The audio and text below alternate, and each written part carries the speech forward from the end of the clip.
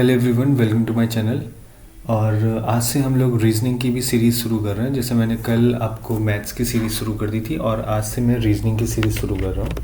इस सीरीज़ में हम लोग सिर्फ उन टॉपिक्स को देखेंगे जो एग्ज़ाम में आते हैं, जिस मतलब बीपीएससी का जो एग्ज़ाम होता है या अदर जो टीचिंग एग्ज़ाम होते हैं, जिन टॉपिक से क्वेश्चन आते हैं हम लोग उन्हीं टॉपिक्स को पढ़ेंगे। ठीक है, क्योंकि रीजनिंग का जो आपका टॉपिक्स हैं वो बहुत सारे हैं, सबके अलग अलग हैं। फॉर एग्जांपल मैं आपको एक छोटी सी बात बता देता हूँ कि एसएससी की रीजनिंग में और बैंकिंग की रीजनिंग में बहुत अंतर होता है। तो हम लोग को इतना डीप में नहीं जाना है। तो हम लोग क्या करते हैं कि पेपर को एनालाइज करते हैं, जो कि लास्ट वाला आपका टीआरई का 3.0 का एग्ज़ाम हुआ था, और हम लोग देखते हैं कि क्वेश्चन कहाँ कहाँ से पूछे गए हैं।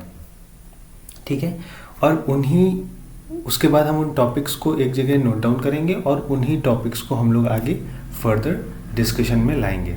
ठीक है, क्योंकि हमारा जो एक एम है वो है एग्ज़ाम को क्लियर करना, ना कि पीएचडी हासिल करना। ठीक है, तो हम लोग आगे बढ़ते हैं और देखते हैं कि रीजनिंग के कौन कौन से टॉपिक से क्वेश्चन पूछे गए थे इस वाले टीआरई एग्ज़ाम में जो आपका लास्ट वाला हुआ है।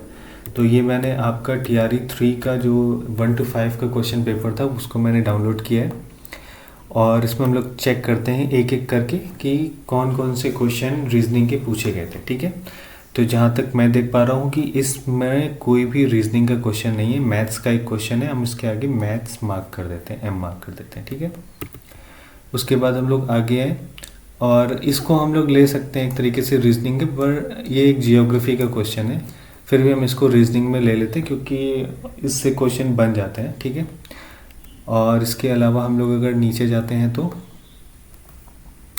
और कोई रीजनिंग का इसमें कोई दिख रहा है आपको? ये मैथ्स का क्वेश्चन हो गया। इसके बाद अगर हम लोग नीचे जाएं और तो हम लोग देखेंगे ये आपका रीजनिंग का है। ठीक है,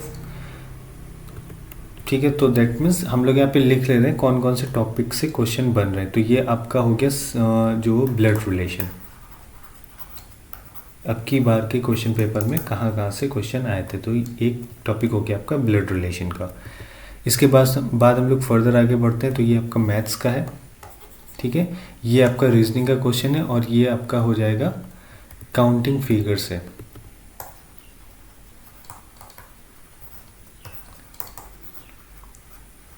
ठीक, हम लोग यहीं पर इसको लिख लेते हैं।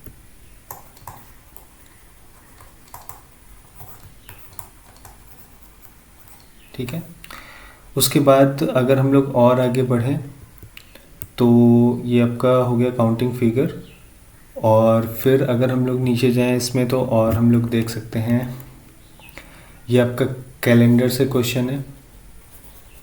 ठीक है, रीजनिंग का हो गया ये वाला भी। उसके बाद अगर और हम लोग जाएं तो ये आपका सीक्वेंस वाला क्वेश्चन हो गया, ये भी रीजनिंग का है। तो हम लोग यहाँ पे दो टॉपिक्स और लिख लेते हैं, एक कैलेंडर और एक सीक्वेंस वाला। ठीक है,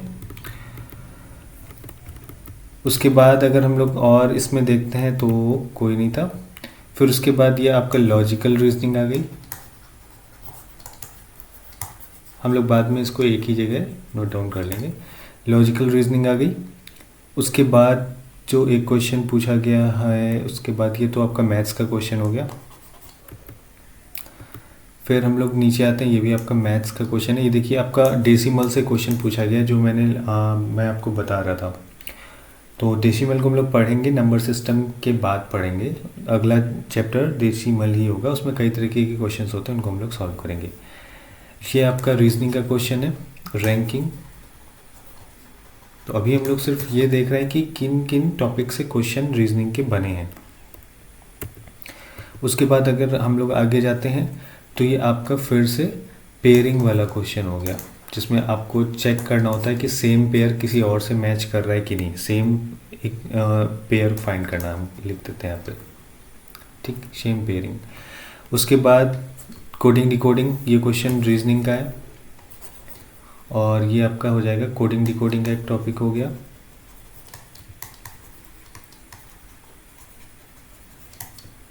उसके बाद हम लोग आगे आते हैं, ये मैथ्स का क्वेश्चन है। ये आपका कैलेंडर का क्वेश्चन एक और मिल गया हम लोग को। तो कैलेंडर हम लोग पहले भी लिख चुके हैं, तो हम लोग आगे बढ़ जाते हैं यहाँ से। उसके बाद सेम चीज़ ये भी हो गई, लॉजिकल रीजनिंग। तो इसको भी हम लोग लिख चुके हैं। फिर से हम लोग और आगे जाते हैं, तो ये आपका मैथ्स का टॉपिक है, इसको छोड़ देते हैं अभी के लिए। उसके बाद नंबर सीरीज़, ये एक रीजनिंग का टॉपिक है। तो जिन टॉपिक से क्वेश्चन आए हैं हम लोग उन्हीं टॉपिक्स को सबसे पहले पढ़ेंगे, और उसके बाद अगर मुझे कोई इंपॉर्टेंट टॉपिक लगता है जिससे क्वेश्चन बन सकते हैं तो वो भी मैं आपको पढ़ा दूंगा। ठीक है, टाइम लिमिटेड है, इसलिए हम लोग को सिर्फ वो पढ़ना है जहाँ जहाँ से क्वेश्चन आए हैं, पहले एटलीस्ट वही पढ़ना है। ये देखिए एक मैथ्स का टॉपिक है जो मैंने आपको फॉर्मूला बताया था, a plus B plus A cube plus B plus ये वाला a cube plus B cube plus C cube -3abc is equal to abc और ब्रैकेट में a square plus B square plus C square minus ab minus B C minus C A वाला question, जो formula हम लोगों ने कल discuss किया था, जो पिछली क्लास में डिस्कस किया था, ये उसी पर बेस्ड क्वेश्चन आया था आपकी बार TRE 3 में, तो ये बात मैंने मेंशन भी करी थी। उसके बाद हम लोग फर्दर आगे आते हैं, तो ये आपका एक सिटिंग अरेंजमेंट से क्वेश्चन आया है। ठीक है,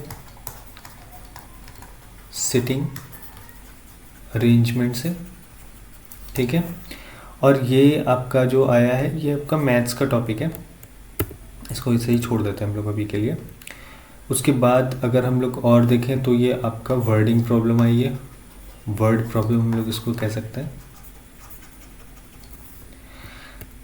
ठीक, उसके बाद अगर कोई आया है तो यह तो आपका मैथ्स का क्वेश्चन है, ये आपका रीजनिंग का क्वेश्चन है। ठीक है, आगे अगर हम लोग और भी देखें तो यहाँ पर कोई भी क्वेश्चन नहीं है, ये मैथ्स का क्वेश्चन है, टाइम एंड वर्क का। उसके बाद हम लोग और आगे बढ़ते हैं, तो यहाँ पर भी कोई रीजनिंग का क्वेश्चन नहीं है इस वाले सेक्शन में। इसके बाद ये मैथ्स का क्वेश्चन है, और ये आपका क्वेश्चन है, ये कोडिंग डिकोडिंग का क्वेश्चन है जो हम लोग पहले ही टॉपिक लिख चुके हैं। उसके बाद और हम लोग फर्दर आगे बढ़ते हैं, तो हम लोग देख पा रहे हैं यहाँ पर कोई भी रीजनिंग का क्वेश्चन नहीं है, ये मैथ्स का क्वेश्चन है। उसके बाद और आगे बढ़ते हैं, तो ये भी एक मैथ्स का क्वेश्चन है। ये देखिए सेम क्वेश्चन बेस्ड है उन्हीं जो कॉमन बेसिक फॉर्मूले हम लोगों ने पिछली क्लास में देखे थे मैथ्स के, जहाँ पर आपको a प्लस बी के फॉर्म में जो फार्मूले मैंने याद करवाए थे या याद करने के लिए आपको बोला था, उन्हीं पे बेस्ड ये सवाल आया है। तो प्राइमरी सेक्शन में किस तरीके के सवाल आते हैं हम लोग इसी पे डिस्कस कर रहे थे, और आपको 2 क्वेश्चन ऐसे दिखे जो सेम डायरेक्ट नंबर सिस्टम से पूछे गए हैं। और भी क्वेश्चन होंगे जो हम लोगों ने अभी मैथ्स का ध्यान नहीं दिया, शायद वो नंबर के सिस्टम से होंगे, हालांकि हम लोग अभी रीजनिंग का देख रहे हैं, तो अभी के लिए इतना ही काफ़ी है। तो ये क्वेश्चन थे रीजनिंग के टॉपिक्स, तो हम लोग इनको एक जगह पर कहीं लिख लेते हैं। फॉर एग्जांपल हम लोग को कौन कौन से टॉपिक मिले हैं मैं यहाँ पर लिख लेता हूँ। ब्लड रिलेशन मिला, कैलेंडर मिला, सीक्वेंस मिला, कोडिंग डिकोडिंग मिला, यहाँ पर मैं लिखता हूँ। एक हम लोग को ब्लड रिलेशन, ठीक, एक हो गया कोडिंग डिकोडिंग,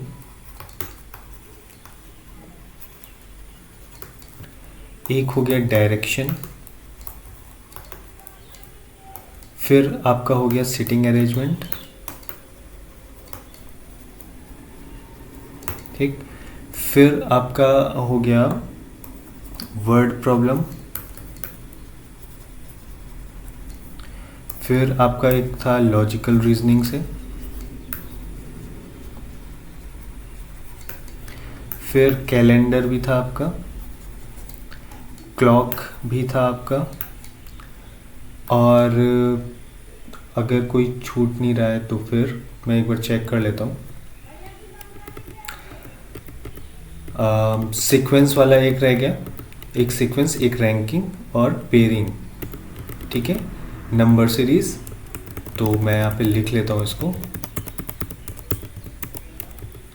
एक सीक्वेंस टॉपिक है हमारा, एक है पेयरिंग फाइंड करना,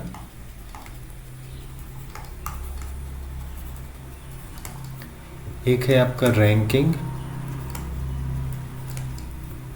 और एक टॉपिक था आपका काउंटिंग फिगर।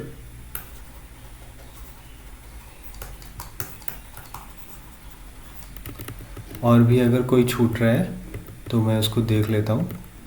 रैंकिंग हो गया, पेयरिंग हो गया, कोडिंग डिकोडिंग हो गया, नंबर सीरीज एक छूट रहा है, वर्ड प्रॉब्लम मैंने लिख ही लिया है, बस हमारे पास इतना ही है। ठीक है, तो एक आपका नंबर सीरीज़ और एक टॉपिक है, बाकी सारे मैंने ऑलरेडी यहाँ पर लिख लिए हैं।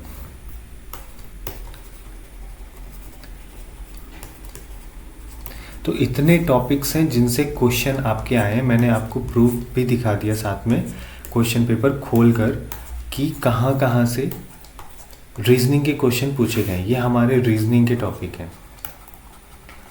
तो आपको समझ में आ रहा होगा कि रीजनिंग का पोर्शन, मतलब ये सारे जो टॉपिक्स हैं ये बहुत आसान है, इनको ज़्यादा पढ़ने में टाइम नहीं लगेगा, पर फिर भी आपको इतना आपको पता होना चाहिए कि किन किन टॉपिक से क्वेश्चन आए हैं या आते हैं जो प्राइमरी लेवल के आपके एग्ज़ाम होते हैं टीचिंग के। तो हमको इन सारे टॉपिक्स को पढ़ना है। तो अगली जब भी हम लोग क्लास शुरू करेंगे रीजनिंग की, हम लोग एक एक टॉपिक पढ़ेंगे और मैं आपको एक टॉपिक और पढ़ाऊंगा, एनालॉग वाला। इसका ये रीजनिंग का एक टॉपिक होता है, प्लस साथ में इसके मैं एक टॉपिक और ऐड करूंगा जो कि आपका होगा, जिसमें आपको समझना होगा कि एनालॉग पढ़ने से पहले मतलब कुछ चीज़ें हैं जो मैं आपको एक्स्ट्रा पढ़ाऊंगा, अभी मुझे उसका नाम एग्जैक्टली याद नहीं आ रहा है। तो वो सारे टॉपिक्स को मिलाकर, तो मैं इसको जब पढ़ाना शुरू करूंगा तो एक सीक्वेंस में पढ़ाऊंगा। ठीक है, उस सीक्वेंस से जब हम लोग आगे बढ़ेंगे तो ये सारी चीज़ें उसमें मतलब हेल्पफुल होंगी, क्योंकि जब हम एनालॉग पढ़ेंगे तो उसका वो हेल्पफुल होगा आपके वर्ड प्रॉब्लम को सॉल्व करने में, साथ में कोडिंग डिकोडिंग करने में। ठीक है, तो इन सारी चीज़ों को हम लोग सीक्वेंस में पढ़ने वाले हैं। और मैं आपको देखिए, ब्लड रिलेशन जैसे जो क्वेश्चन होते हैं, जैसे ब्लड रिलेशन हो गया, डायरेक्शन हो गया, सिटिंग अरेंजमेंट हो गया, ये ऐसी क्वेश्चन है जो आप हमेशा से आप सॉल्व करते आए होंगे। ठीक है, मतलब ज़रूरी नहीं है आपको रीजनिंग आपने पढ़ी हो तभी आप इन क्वेश्चन को सॉल्व कर सकते हैं। आपको पता है कि ब्लड रिलेशन, इस तरीके के क्वेश्चन आपने देखे होंगे कि वो इसका चाचा है, भतीजा है, तो वो इसका क्या लगता है, इस तरीके के क्वेश्चन आपने पहले भी सॉल्व करे होंगे। लेकिन इनको जब हम एग्ज़ाम में सॉल्व करते हैं तो इनको रिप्रेजेंट कैसे करते हैं, मतलब रिप्रेजेंट हमको किसी और को नहीं करना है, लेकिन जब हम एक सीक्वेंस में कई सारे स्टेटमेंट को एक साथ सॉल्व कर रहे होते हैं तो एक सीक्वेंस में उनको एक अरेंजमेंट में लिखना पड़ता है। उनका रिप्रेजेंटेशन सही होना चाहिए ताकि हम वापस से खुद के लिखे हुए शब्दों को, खुद को लिखे हुए फिगर को आसानी से पढ़ सकें और आंसर फाइंड कर सकें। क्योंकि जब एग्ज़ाम में क्वेश्चन आएगा तो हो सकता है वो कई सारे स्टेटमेंट में लिख कर आए, फिर आपको एक रिप्रेजेंटेशन बनाना पड़ेगा, फिर उस रिप्रेजेंटेशन को ध्यान में रखकर क्वेश्चन को आंसर करना होगा। तो वो रिप्रेजेंटेशन कैसी होनी चाहिए, कितनी मैच्योर होनी चाहिए कि आप उसको देखकर तुरंत आंसर अपना निकाल पाएँ। तो हम लोग को यही सारी चीज़ें सीखनी है इसमें। ब्लड रिलेशन में आपको पढ़ाऊंगा, ये सारे चैप्टर्स में आपको पढ़ाऊंगा, सारे टॉपिक्स में आपको पढ़ाऊंगा, और आप उसके बाद आपका रीजनिंग में कभी क्वेश्चन गलत नहीं होगा। जो मेरा पहला एम है आपका, मैं आपकी बीपीएससी की प्रिपरेशन किस बेस पे कर रहा हूँ आप समझिएगा। आपको मैं मैथ्स प्लस रीजनिंग, इससे लगभग 30 या 32 क्वेश्चन आते हैं। मैं मान लेता हूँ 30 क्वेश्चन आते हैं। मैं चाहता हूँ इन 30 में से आप एटलीस्ट 25 आंसर करके आएँ बिल्कुल सही, मतलब सॉल्व तो सभी करें, पर हो सकता है कभी कभी रीजनिंग में कोई लॉजिकल रीजनिंग जो स्पेशली होती है उसमें, जैसे कि इस तरीके के जो क्वेश्चन होते हैं, वो यहाँ पे नंबर लिख देगा, एक नंबर यहाँ पे, और इसको ब्लैंक छोड़ देगा, कहेगा यहाँ पे क्या फिल किया जाएगा। तो इसका कोई मेथड नहीं होता, ये लॉजिक्स होते हैं। अब वहाँ पर आपका दिमाग क्लिक कर गया तो उसका आंसर आप फाइंड कर लेंगे, नहीं क्लिक कर पाए तो आप फाइंड नहीं कर पाएंगे। ठीक है, तो इसमें आपको प्रैक्टिस की ज़रूरत है कि ज़्यादा से ज़्यादा पैटर्न आप लगा डालें। ठीक है, तो ये एक इसका तरीका होता है। तो इस तरीके के क्वेश्चन कभी कभी आते हैं जब उनको आप डिकोड नहीं कर पाते हैं और वो आपको छोड़ने पड़ते हैं या फिर आप गलत मार्क करके आते हैं। तो उन कंडीशंस को मान के, और मैंने मान लिया कि एक दो क्वेश्चन आप मैथ्स के कैलकुलेशन में गलत कर देंगे क्योंकि आती हुई मैथ्स भी गलत हो जाती है, तो मैं एटलीस्ट जो टारगेट रख रहा हूँ आपका, वो मैथ्स प्लस रीजनिंग का एटलीस्ट 25 आउट ऑफ 30। अगर 30 क्वेश्चन है तो एटलीस्ट 25 नंबर तो आपके इससे बनने चाहिए। इसी तरीके से जब हम लोग आगे के टॉपिक्स पढ़ेंगे तो हम लोग एक टारगेट लेके चलेंगे, इतने नंबर हमारे बनने चाहिए, और जब वो टोटल मार्क्स बनेंगे तो वो 90 के अराउंड होने चाहिए। और अगर आपके 90 मार्क्स आ रहे हैं तो आप टीआरई का एग्ज़ाम आसानी से क्लियर कर लेंगे। जनरल कैटेगरी की मैं बात कर रहा हूँ। ठीक है, अदर कैटेगरीज में कट ऑफ और भी नीचे चली जाती है। तो ये आज का सेशन था। उम्मीद भर में आपको समझ में आया होगा कि कौन कौन से हम लोग को रीजनिंग में टॉपिक पढ़ने हैं। और मैं आपकी बेहतरी के लिए यहाँ पर इसको साफ़ कर देता हूँ और आप कोशिश करिए इसका स्नैपशॉट ले लीजिए, ताकि आपको भी याद रहे कि हम लोग को कौन कौन से टॉपिक देखने हैं जब हम प्रिपरेशन कर रहे हैं टीचिंग एग्ज़ाम की। चाहे आप कोई भी मतलब एग्ज़ाम ले लीजिए, जो भी टीचिंग एग्ज़ाम होता है प्राइमरी लेवल का मैं बात कर रहा हूँ, अदरवाइज़ इसी रीजनिंग से अदर भी आ जाते हैं, तो मैं प्राइमरी लेवल की बात कर रहा हूँ। तो इसमें एक टॉपिक आप लिख लीजिएगा एनालॉग वाला, ठीक है। ये मैं इन सारे टॉपिक्स को मैं कवर करने वाला हूँ आपकी अगले क्लासेस में, तो आप इसका स्नैपशॉट ले लीजिए। फिर हम लोग 1-2 दिन में मैं रीजनिंग की क्लासेस भी लाने वाला हूँ और लगातार वो सारी क्लासेस मैं आपको दूंगा।